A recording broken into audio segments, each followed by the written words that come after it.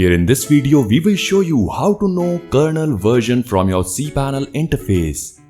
Kernel is an important part of your operating system which helps you to boot into the OS. This is required when you purchase a dedicated server. However, inside your cPanel shared hosting, you will be able to know its version easily. You can simply log into your cPanel account and then go to server information. Now from here, you will be able to know your kernel version very easily. This is rarely required if you would like to investigate about your operating system. If you are looking for trustworthy, affordable and reliable web hosting service provider, then redserverhost.com is the best option for you. You must give a try.